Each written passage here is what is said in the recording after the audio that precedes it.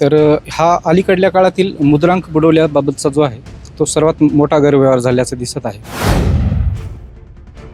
आणि त्या विक्रीला जी परवानगी जी रजिस्टर नोंद करून घेतलेली आहे सब रजिस्ट्रारने, तर ते सगळ्यात जास्त दोषी आहेत ह्या प्रकरणामध्ये असं मला वाटतं. पुण्यातील कोरेगाव परिसरात असलेल्या वतनाची जमीन खरेदी प्रकरणामध्ये पार्थ पवार यांच्या अडचणीत वाढ होताना दिसते. याच प्रकरणामध्ये बावधन पोलिसांनी 3 व्यक्तींविरोधात गुन्हे दाखल केले आहेत.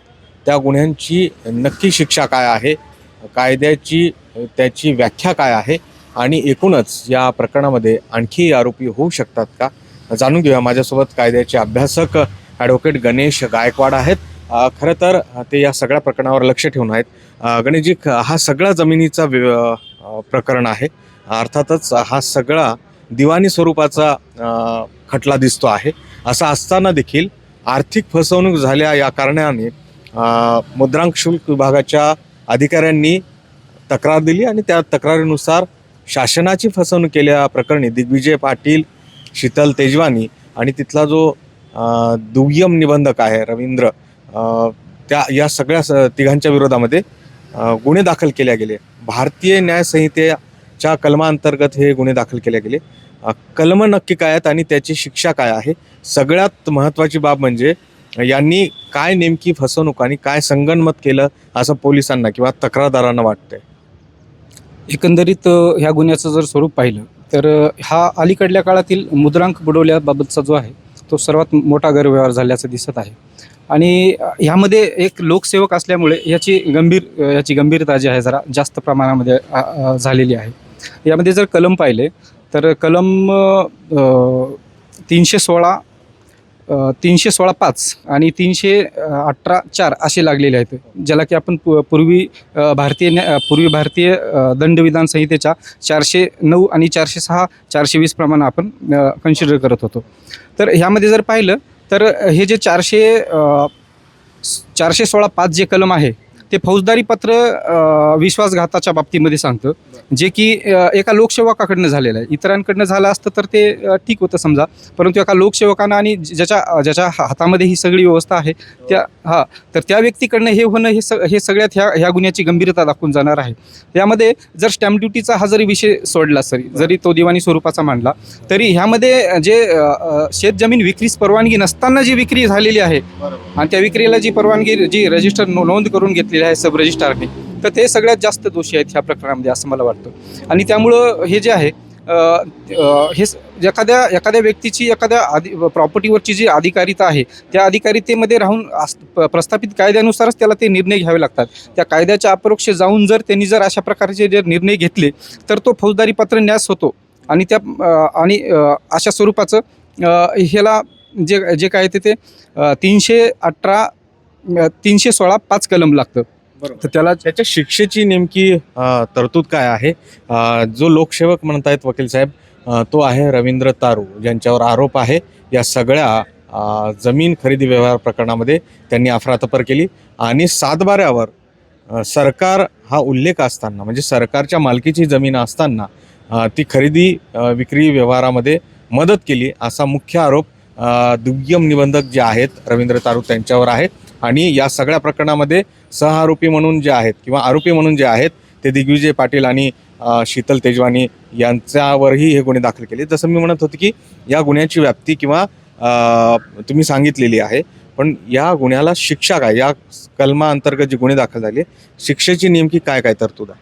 भारतीय न्याय संहितेच्या 316(5) मध्ये शिक्षा 7 वर्ष आणि जास्तीत जास्त अजन्म कारावासाची तरतूद प्लस अर्थदंड, ज्याला आपण फाईन म्हणतो, अशा स्वरूपाची जी आहे शिक्षेची तरतूद आहे. आणि त्या पुढे जाऊन असं आहे की जे काय आपलं 318(4) आहे, जो की फसवणूक आहे, त्या फसवणुकीसाठी पण 7 वर्षाची शिक्षा आहे. आणि विशेष म्हणजे हे दोन्ही कलम जे आहे हे नॉन बेलेबल आहेत, कॉग्निजेबल आहे, म्हणजे दखलपात्र असल्यावरती कोर्टाच्या परवानगीशिवाय अटक करता येते. आणि नॉन बेलेबल स्वरूपाचा असल्यामुळे त्यांचा काय बेल हा राईट नाही आहे, त्याला बेल देण्यासाठी सर्वस्वी न्यायाधीशाचं तसं मत व्हावं लागतं. त्यामुळं ही या सगळ्या प्रकरणातली गंभीरता आहे की शासनाची जमीन शासन सातबाऱ्यावर असताना, मालक असताना ती अशी परस्पर कोणतीही परवानगी न घेता त्याचा व्यवहार केला जातो, त्याचा व्यवहार पूर्ण होतो आणि त्यासाठीचं जे मुद्रांक शुल्क भरायचं असतं तिथे देखील ते कमी भरलं जातं आणि हे सगळं जे होतं ते दुय्यम निबंधकाला हाताशी धरून किंवा त्याच्या परवानगीनं होतं किंवा त्याला ज्ञात नसावं असं शक्यच नाही आहे. त्यामुळं हे अतिशय गंभीर बाब आहे. वकील साहेब, यामध्ये सगळ्यात महत्त्वाचं एक कलम आहे 34.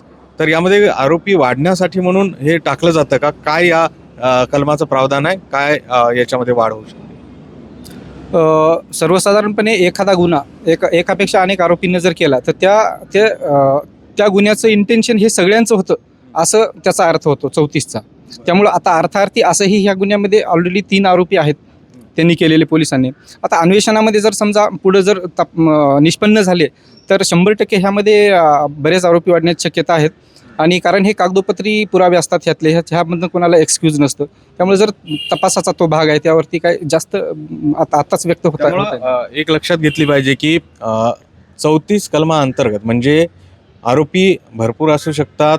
त्या सगळ्यांपर्यंत पोहोचण्यासाठी आधी तपास होणं गरजेचा असतो आणि तो तपास जसजसा होतो तसतसं वेगवेगळ्या व्यक्तींचा या सगळ्या प्रकरणामध्ये काय रोल आला आहे, काय सहभाग आहे हे निश्चित करून मग पोलीस त्यांना देखील आरोपी करू शकतात. मात्र त्यांना आरोपी करण्यासाठीची तरतूद म्हणून कलम 34 आत्तापासूनच याच्यामध्ये टाकल्याचं दिसतं आहे आणि ही या सगळ्या गुन्ह्यातली प्रकरणातली गंभीर बाब म्हणावीच लागेल. तर यामध्ये आणखी आरोपी होण्याचे ज्यांचं नाव सातत्यानं घेतलं जातं ते म्हणजे पार्थ पवार. त्यांचा काही सहभाग आहे का हे देखील तपासलं जाणार आहे. दुसरी सगळ्यात महत्त्वाची बाब म्हणजे ज्यांनी शीतल तेजवानी यांना आपली पॉवर ऑफ अटर्नी दिली होती, म्हणजे वतनाची जमीन विकण्यासाठी ज्या 21 लोकांनी शीतल तेजवानी यांच्याकडे पॉवर ऑफ अटर्नी दिली होती त्यांचाही या सगळ्या प्रकरणाशी काही संबंध आहे का, त्यांना ती पॉवर ऑफ अटर्नी देण्याचा अधिकार होता का, हे देखील तपासलं जाऊ शकतं. आणि त्यामुळं या सगळ्या गुन्ह्याची व्याप्ती जर बघितली तर एकापेक्षा अधिक आरोपी असण्याची शक्यता असल्याकारणात 34 टाकल्या गेलं आहे. मात्र एकूण जर राजकीय आणि सामाजिक नजरेतून या सगळ्या प्रकरणाला बघितलं तर राज्यामधलं हे प्रकरण किती गंभीर आहे, अशा पद्धतीचे जे जमीन व्यवहार झालेत त्या व्यवहारावर याचा परिणाम होऊ शकतो का किंवा काय याचे पडसाद बघायला मिळतील? सर्वसाधारणपणे जमिनीच्या खरेदी विक्रीच्या बाबतीमध्ये अधूनमधून बरंच ऐकण्यात येतं की त्याच्या नोंदणीच्या बाबतीमध्ये अनियमितता वगैरे आणि बरेचसे डॉक्युमेंट न होणारे सुद्धा होत असतात.